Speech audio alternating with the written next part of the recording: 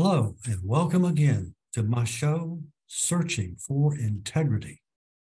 My name really is John Smith, and I'm searching for people with integrity. Why? Because our country suffers from IDD, integrity deficit disorder. Today we have as our guest Steve Rosenberg, and his book, Make Bold Things Happen, More Inspirational from Sports or Stories from Sports, Business, and Life. I certainly like that title. Thank you, Steve. Are you there? I'm here, John. Thanks for having me. Good to see you. Yeah, nice to see you. I like this Zoom thing. It's done well. It's had some kinks in it, but it works out pretty good. Totally agree. Now let me see. I looked at most everything I think that I could have. How long did it take you, or how long ago did it take you to say, I'm going to write the book? Well, great question, John. So there's two things I've always wanted to do in my life. One was write a book. The second was run a marathon. I'm in pretty good shape. My body can't run 26 miles. That ship has sailed. So last year around this time, I found myself with more time than I thought I would have. I had left my position running a large not-for-profit here in Philadelphia. And I said, you know what? I'm going to try and write this book. I have been a serial networker my entire life and understood the value of having a really strong network, being 1 degree of separation from hopefully fixing any problem or helping anybody with a problem. And I just sat down really with a very loose outline and started banging away at my computer. And 50,000 words later, I came up with the book, Make Bold Things Happen. I hired a team of people. In today's world, you can either be self-published, you can do independent publishing, or you can go through a traditional publisher. And in today's post-COVID world, when you go through the regular traditional publishers, John, it takes 3 years to get to market unless you're Prince Harry. And I don't think anybody's going to confuse me with Prince Harry. And while my stories are pretty interesting, again, I don't come from the royal family. And so I decided to go the independent route, and we were able to get to market in about 8 months. And the book came out in January of this year. And when you do something creative, and you're very creative yourself when you do this wonderful podcast, it's a risk into the deep end, and you're not sure really how deep the water is. And I've always had this fear, as most people do, of being the kid that ends up in school with no clothes on, right? We've all had that nightmare. And so I put myself out there with a bunch of personal stories, and I interviewed a number of other people with their stories of overcoming pretty significant hardship by using networking to get ahead. And I didn't know where it was going to take me. I knew I would never end up at number 1 on the New York Times bestseller list, but I just wanted to put out a product that I was proud of and that other people would enjoy. And John, I will tell you that I've heard from people in almost all 50 states now who have purchased the book, read the book, and most importantly, really enjoyed the book. So it's been a real labor of love for me. So thank you for asking. Well, that's a very rare deed you have put out and had it come home. That's not as easy as people as me. You make it just then. I guess you had to sleep. Yeah. And I love the fact that you talk about integrity.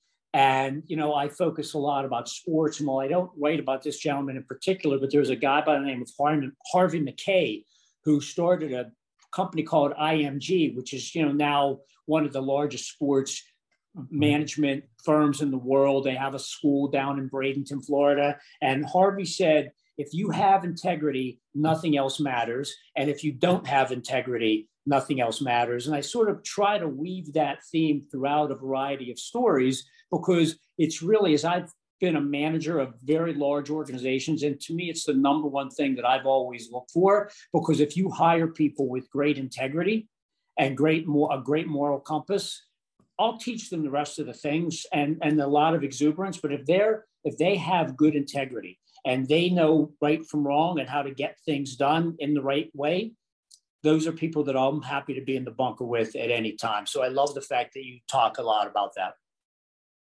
Well, it's absolutely something you just can't lay down. No, or ask people to lay down. It just doesn't work. It begins to smell after that, you know. Yes. Now let me say, you've learned the harness, the power of networking. How do you do that? Yeah. Well, you know, I literally, and I tell the story repeatedly, and I think people are sick of me already, but I literally grew up in Mr. Rogers' neighborhood in the Squirrel Hill section of Pittsburgh, which is a very wonderful, small townish community where people actually took Mr. Rogers' advice and they actually were friendly and they said hello to each other and they were neighborly and we got to know each other. And unfortunately, my mom passed away when I was very young, when I was 7 years old, and ended up living with my grandparents who were not people of means. And if I wanted to get something done, I had to rely on or go meet other people, whether it would be to get a job. I started working when I was 10 years old. I was washing dishes at a restaurant and I had a paper route and doing all sorts of odd jobs so that I could make money and have money in my pocket. And to me, I didn't know the term networking. It was just meeting people. We didn't have money to go places or to go on vacation. So to me, meeting people and hearing their stories was the way that I learned about the world, saw the world, and imagined what the world could be. I didn't even leave I didn't even get down to like the Florida area until I was in my 20s. You know, for us, a big vacation was to go to Lancaster, Pennsylvania, to Amish country. And that was only once every few years. And I wouldn't change anything, John. I mean, I love the way I grew up. I mean, obviously, I wish my mother hadn't passed away. But the old school values that I had with my grandparents are something that don't exist today. And my grandparents didn't want to be my best friend. They wanted to give me, you know, the shine the light on what was good and what wasn't good and instill the values which I needed to do. But if I wanted to do anything, they're like, go. You know, we had a sort of you pay, you say edict in my house. So, you know, if you wanted to do something, go get a job and figure out how to make money and go do it. You want the new Nike sneakers? Great. Get a job and go pay for them. And to me, it was just, again, I didn't know the term networking, but I just started to go collect people at a very early age. Well, you've got a certain energy that propels you to do what you can do, you know? Yes. We've got something in common. I was a kid, fifth grade, I believe. I was a paper route boy. Paper boy. They don't have those. City. Yep. They don't have them. You know, it's a shame. Well, first of all, they don't even have newspapers anymore for the most part. I still have two deliveries. And my neighbors and my kids and my friends say, did you still read the paper? And I say, yes, it's the greatest source of joy that I get to start my day. I can read the news the way I want to do it, whatever section I want to start with. There's not ads popping up all over. And to me, to support journalists and journalism, particularly in a local way, is so critically important. And I'll miss the newspaper if it ever goes away, and the feel of newsprint in your fingerprints and having that black ink all over your hands, nothing like it. And I'll never stop reading a newspaper. Well, it makes me old, I know. I take it online now. I take a Dallas paper. I take a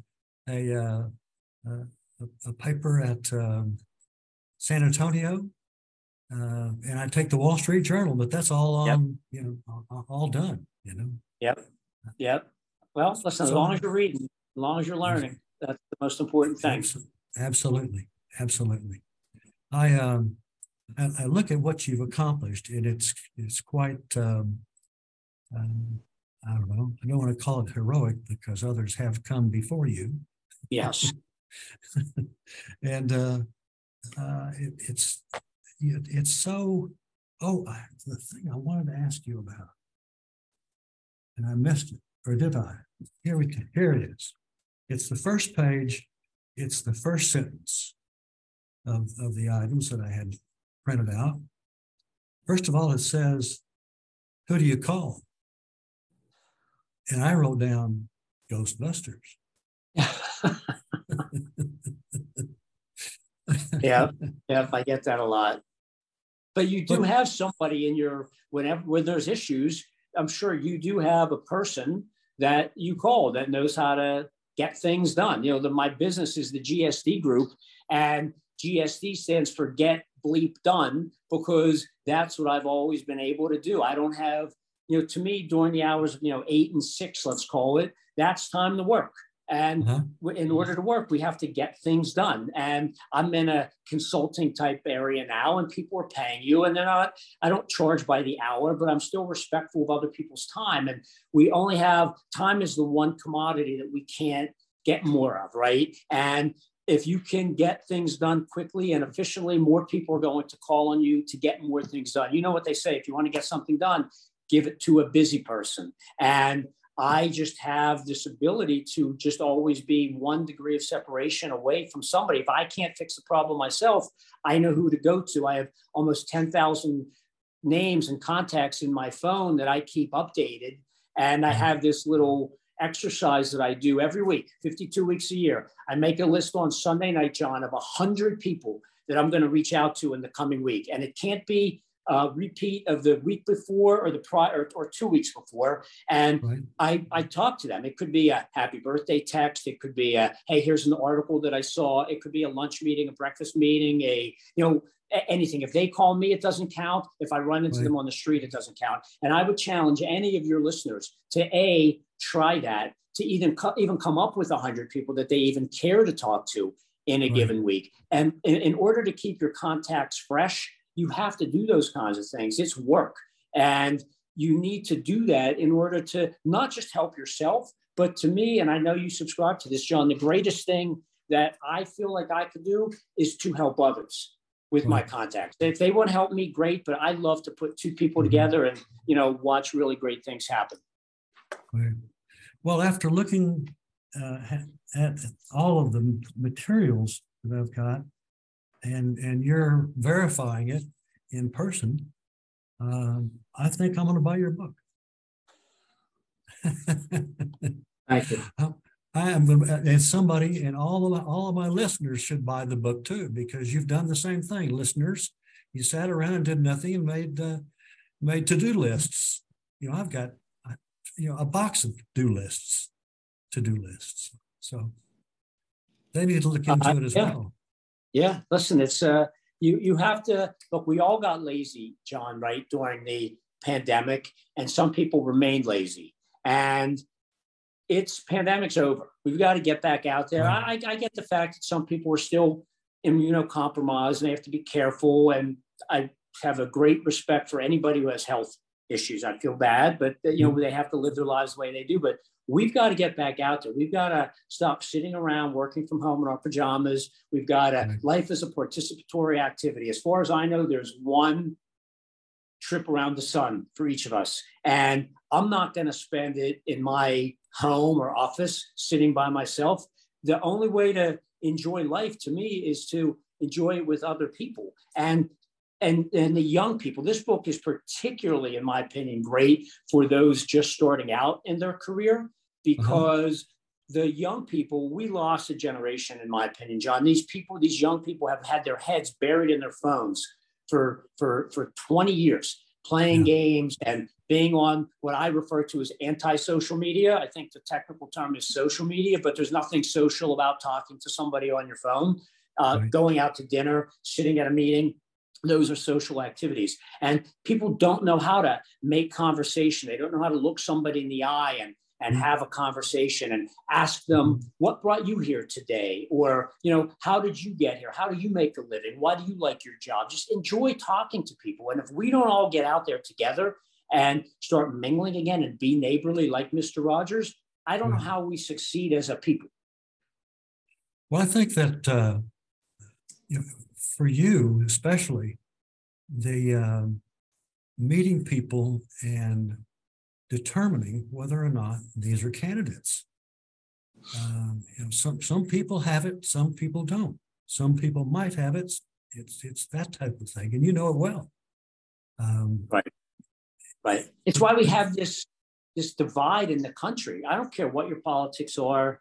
I don't care what you believe in. But you and I go back to a time, John, when if you two people didn't agree, you could at least have a conversation about it, and you didn't stop talking to each other. You could, oh, I see your point. Here's my point. And maybe you didn't agree, but you didn't become arch enemies, right? You had a respect for each other. We got dressed when we went out to dinner on a Saturday night, or we went to a ball game, or we went on an airplane. And that doesn't exist anymore. And I know that I sound like an old man when I say that, but those are the things that are missing today. And when I write about make bold things happen, anybody can make something bold happen. It's just participating in life and doing those kinds of things, right? Like anybody can make a bold thing happen. It doesn't mean curing cancer. It doesn't mean going to the moon. It just means acting like a gentleman or a lady and getting out and talking to each other. And, I keep quoting Mr. Rogers, but, he said there are 3 keys to success in life.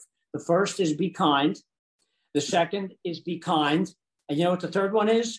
Be kind. And we don't do that anymore. So that's how I try to live my life. I'm a big favor of Mr. Rogers.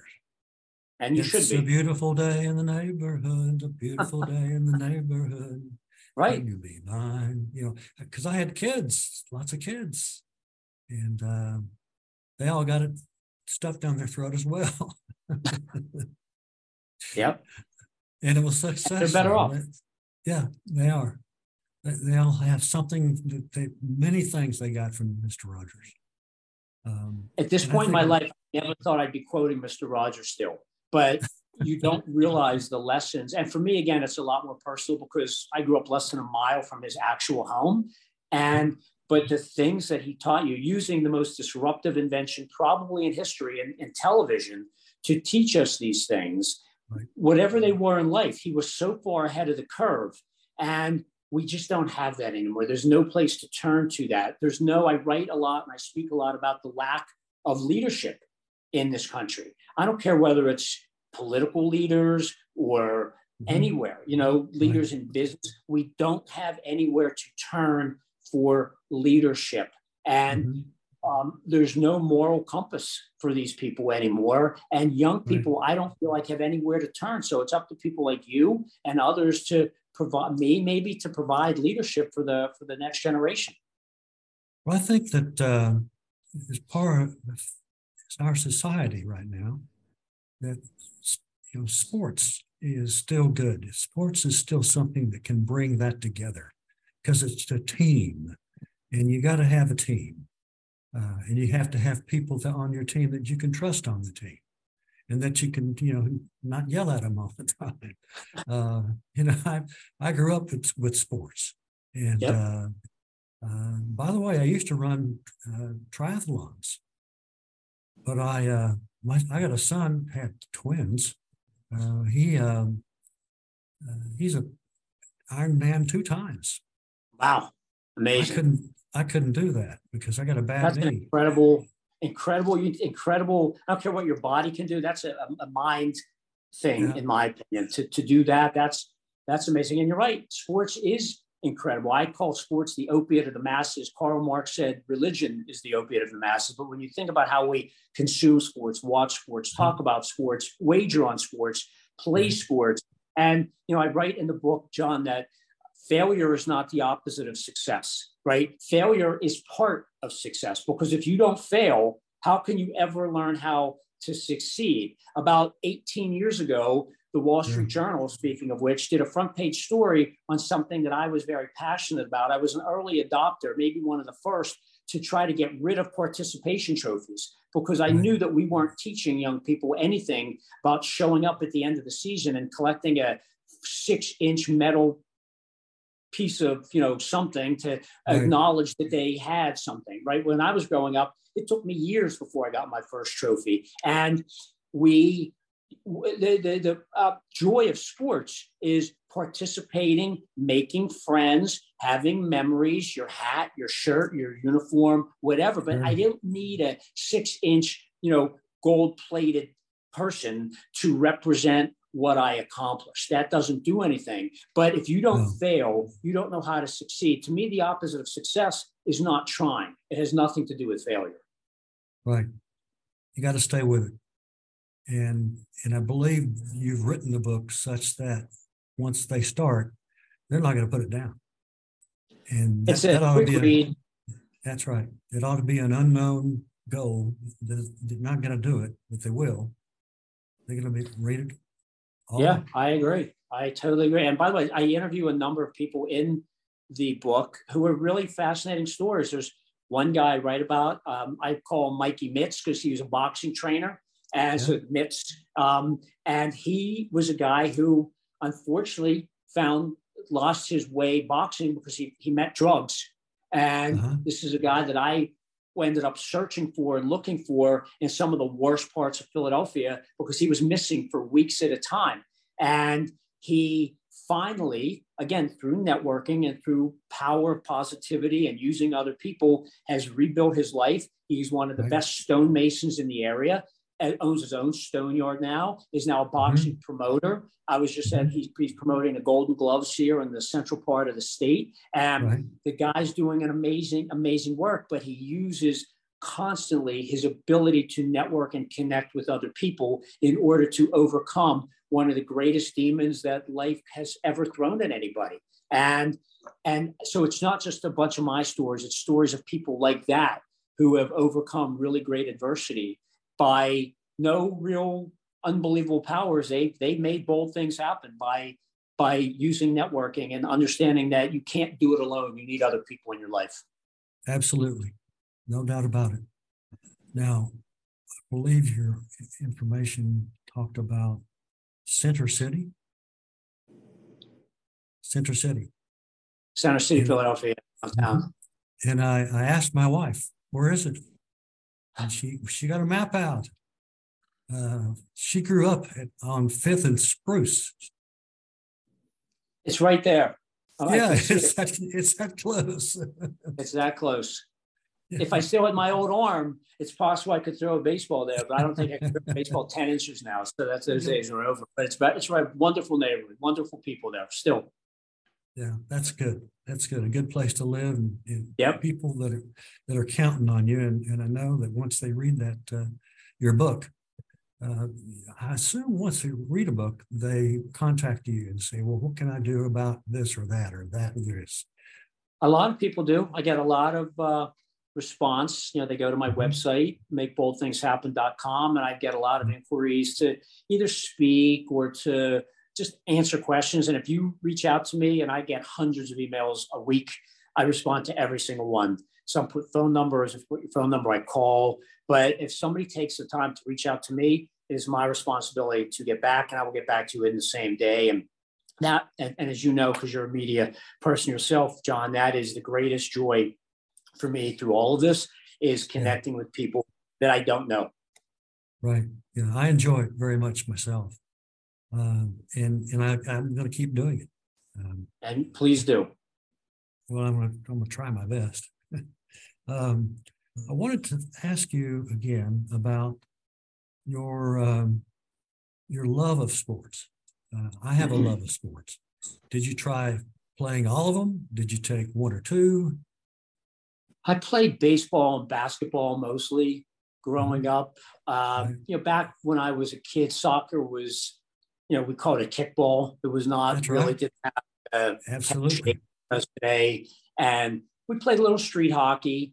My feet and skates were not compatible, but a lot basketball and baseball are far and away from participating love. No, I grew up in Pittsburgh, so I'm an avid Pittsburgh Steelers fan, but football was not something that I ever, other than, touch football with my friends in the neighborhood, but I didn't play active or organized football. But basketball to me is still a game that I refer to a lot. I've coached it. I've organized teams at a national level. And the beauty of the game and the team I call it teammanship, which is a word I made up, right? Watching the ball move. A team like Golden State, the way they pass the ball, and the ball always moves faster than the man. And if you still play pickup basketball like I try to do, if you ever get out on the court and you find yourself on a team with one guy who, as soon as he gets the ball, shoots it, what I call like a ball stopper, the game becomes no fun. And that's really how life is. To me, it's a good analogy for life. You go play basketball, keep the ball moving, and eventually you're going to find a really easy shot and you're going to score. And if you find that one guy or gal that doesn't want to pass the ball or just holds on to it, things stop. But I love sports. I watch it, I read it, I talk about it. And my degree is in sports administration. I thought I was going to be the NBA commissioner at one point, but when I went through sports, through college, the sports world was very different than it was today. I could have never projected that there would be this many opportunities in sports. So I did it for about 12 or 13 years and moved on through entertainment and then ultimately into the not-for-profit space. Let me get you to spend a few minutes on where the listeners tuning in, where they can find your book so they can buy it. Yep. The best place is on Amazon. You just either type in my name, Steve Rosenberg, or you type in Make Bold Things Happen. And it is available in many local bookstores, but it just really depends on where you are. But if you want it quickly, just go to Amazon.com and Make Bold Things Happen, and you'll have it in 2 days. And Amazon is a big, interesting machine, but incredibly efficient when it comes to books. It works. It works. It does. I agree with that. And Jeff Bezos is obviously a lot smarter than I am. Well, let's not get into that. Right, please. Okay, I'm going to end it up here with thanking my listeners tuning in. Had a good session today with you. It was Steve. It was Rosenberg, good guy here, and I'm glad you're listening again.